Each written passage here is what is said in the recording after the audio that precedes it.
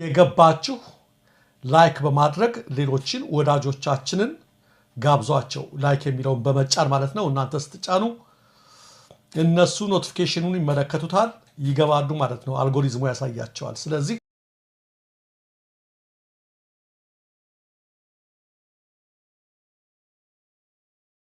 ጀቱ ትክክል መውደቁን ኢትዮጵያ ቸክ ያለው ነውና ይሄንን ከዚህ አኳያ እንዲያዩት ነውና የተረጋገጠ መረጃ ነው ለማለት ነው። ለጋሽ ትላይን እየተናገርኩ ያለሁት ማለት ነው። በከራይ በራ እንግዲህ ሌሎች የግንባር መረጃዎች አሉ። ይሄን የግንባር መረጃዎች ከማቅረቤ በፊት ተመልካቾቻችን አፈሳው አዲስ አበባን አካሎ ናዝሬት አዳማን በሙሉ አካሎ አፈሳው ተባብሶ በጣም የቀጠለበት ሁኔታ ላይ ነው ያለው። አፈሳው ዛሬ ደግሞ ወደኛ አካባቢ ወደ ደሴ በቤተ ክርስቲያን ላይ ያሉ የአብነት ተማሪዎች፣ በመስጂዶች የነበሩ መድረሳዎች፣ መንገድ ላይ የነበሩ ዕቃ የሚሸጡ ሊስትሮ የሚጠርጉ ምን የሚሉ ወጣቶች በሙሉ ከደሴ ከተማ ላይ ታፍሰው በበርካታ ቦታዎች ላይ እየተወሰዱ ነው የሚገኙት። በኦሮሚያ ክልል አፈሳው በጣም ሰፍቶ ቀጥሏል እንደነገርኳችሁ። ይህም በተመለከተም ለያሰለጠኗቸው የመከሯቸው ወጣቶችን አንዳንድ ቪዲዮ ደርሰውናል። እስኪ ያሳያቸው የታፈሱ ወጣቶችን የሚያሳዩ ቪዲዮዎች አሉ። በርካታ ቦታዎች ላይ በአማራ ክልልም በደሴ አካባቢ ከፍተኛ አፈሳ አለ። ምክንያቱም በአሁኑ ሰዓት ላይ ጦርነቱ እየከፋ እያየለ በመምጣቱ እንደቀጠለ ነው። ውጊያው እንደቀጠለ ነው። አገዛዙ እንደቀጠለ ነው። ቪዲዮ ልኬልህ ነበር የሚታፈሱ ወጣቶችን ከሰማይ ማለት ነው። የሚሰማ ከሆነ እንደዛ እያደረጉ ነው ያለው። የናዝሬት አዳማው አይወራም አይነገርም። ይሄ በዚህ በሸገር ሲቲ በዶኮም ምናምን አይተ አዲስ አበባም በጣም ተባብሷል አሉ፣ ጨምሯል አሉ። ዛሬ በጣም ጨምሯል አሉ። እንግዲህ እስከ ዛሬ ድረስ እዛ ደሴ ምናምን አካባቢ ደህና ነበረ። በዛ አካባቢ በጣም በርካታ ወጣቶች መታፈሳቸው ነው እየሰማን ያለ ነው። ቪዲዮ አልደረሰለትም መሰለኝ ቴክኒሻናችን፣ ችግር የለም ያፈሳውን እናልፈዋለን በዚሁ። ሌላ የግንባር መረጃዎች ዛሬም የደረሱን አሉ። በተለይም በራያ ግንባር ከጮቢበር ወደ ዋጃ ይዞታውን ለማስፋት የሞከረው ያገዛዙ ሰራዊት በፋኖ ኃይሎች በተሰነዘረበት ጥቃት የጸረ ማጥቃት እርምጃ መበታተኑ ነው የተነገረው። በጮቢበርና በዋጃ ዋልካ መካከል በተደረገው በዚህ ውጊያ ያገዛዙ ቃኝ አሃዶች ሙሉ በሙሉ ነው ህይወታቸው ያለፈው። የተረፈው ቀሪ ኃይል ደግሞ ሙትና ቁስለኛውን ሳያነሳ ወደ ጮቢበር አቅጣጫ ለማምለጥ ተገደዋል የሚል መረጃ ነው የደረሰን። ይሄ በወሎ በሰሜን ወሎ ነው። ከደንቢያ ደልጊያና ጣቁሳ ግንባሮች በመነሳት ይዞታውን ለማስፋትና መዳረሻውን ይሄ ደግሞ በጎንደር ነው ጨው ድባ ለማድረግ የተንቀሳቀሰ ብዛት ያለው ኃይልም ጫን ድባ አምባ ተራራ ላይና ኳርክ ላይ አድፍጠው በጠበቁ የአፋብን ኃይሎች የመመታቱ ነው የዛሬ የሰማነው መረጃ። ትናንት የተዘገቡት መረጃዎች ደግሞ የአፋብን ሁለተኛና አምስተኛ አዛ አርበኞች በእንጅባራና ቲሊዲ ግንባር በሁለት አቅጣጫ በከፈቱት ሰፊ የጸረ ማጥቃት ውጊያ ድል እንደተቀዳጁ ያስታወቁበት ነው። በአየር መቃወሚያና በሌሎች ከባድ መሳሪያዎች የተመሩ የመከላከያ ኃይሎች ናቸው ከኮሶበር ከቲሊዲ ከቡሬና ከእንጅባራ አቅጣጫ መጠነ ሰፊ ጥቃት መጀመሪያ ከፍተው የነበሩት ማለት ነው። ሆኖም በዚህ በመልሶ ማጥቃት እርምጃ ብዙዎቹ እንደተበታተኑ ነው ከስፍራው የደረሰን መረጃ የሚያመለክተው። ይሄ የቆቦ አካባቢዎች ተይዞ እስከ ዋላ ደላንታ እስከ ሳንቃ አቦሃይ ጋራ ሮቢት ጠቅላላ የሚባሉ ይሄ ላስታ በጠቅላላ አካባቢዎች በጣም ከፍተኛ ውጥረት ነው የነገሰው እንደነገርኳችሁ። እንግዲህ ከሚመጣው መረጃ የጥምረቱ ኃይሎች በጣም ሰፍተው ስለመጡ በዛ አካባቢ የብልጽግና ኃይሎች እየሸሹ ነው። አሁንም እስካሁን ድረስ እየሸሹ ነውና ይሄ የሰሜን ወሎ አካባቢዎች ላይ ከፍተኛ የጦር እንቅስቃሴ አለ። እሱም በተመለከተ የሚመጡ መረጃዎች አሉ።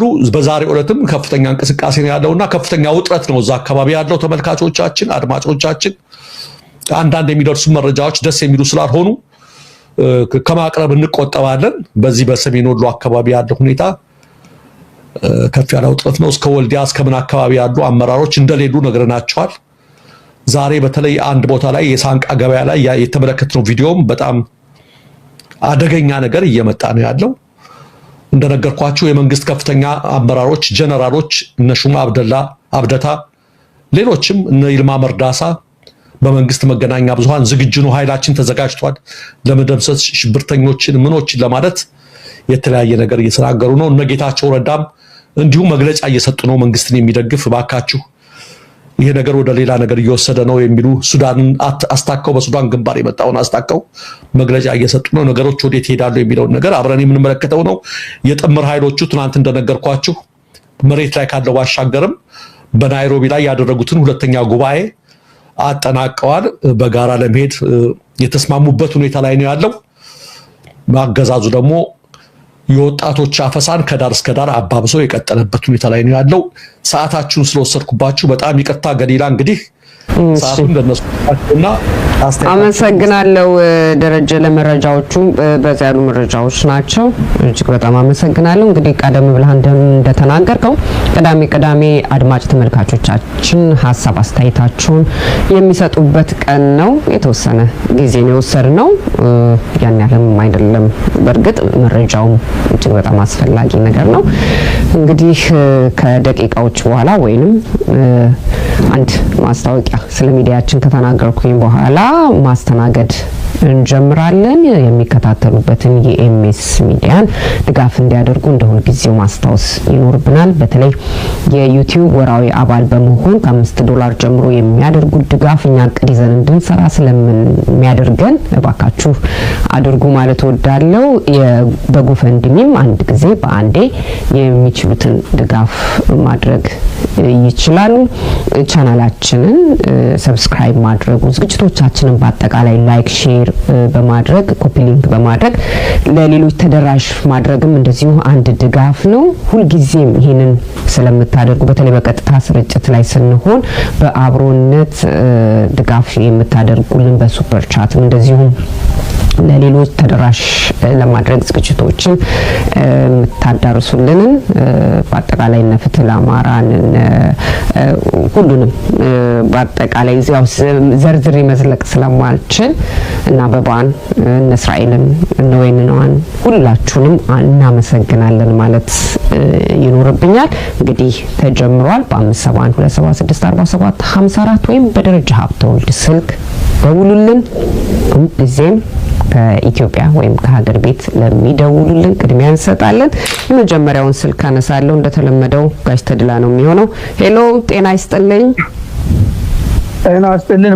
መልካም ቅዳሜ እላለሁኝ ለሁላችሁም። እንደምን አለ ጋሽ ተድላ? ሰላም። እንግዲህ እኔ መጀመሪያ የዜናዎቹ ሁሉ ትልቅ ለኔ እዚህ ጉራጌ ዞን ላይ የተፈጸመው ነውረኛ ድርጊት ቀርጸው ለኛ እንድናየው ያላደረጉ ወገኖቻችን መጀመሪያ ምስጋና ይግባው። ለምን ለኔ ይሄ ፎቶግራፍ እዚህ ጆርጅ ፍሎይድ ተገደለ ብሎ ካየሁት ከ8 ደቂቃ ባላነሰ ቪዲዮ በላይ የሚያስደነግጥ ቪዲዮ ነው። ለኔ 3 ጆርጅ ፍሎይድ ያክል ንዝረት ነው በሰውነቴ ላይ ያደረገው። ለምን ወንጀሉ ነገ በራሱ ብቻ የአካባቢውን የጸጥታ ኃላፊዎችና የዞኑን አስተዳዳሪ ፍርድ ቤት ሊያቆም የሚችል ማስረጃ በእጃችን አለ። ይሄን በዚህ ሊየው። ነገር ግን ያ አካባቢ ላይ በኮማንድ ፖስት የሚባለው የቋንቋውን የነሱን ለመጠቀም እንጂ በጦር አበጋዞች የሚተዳደር ቦታ ነው።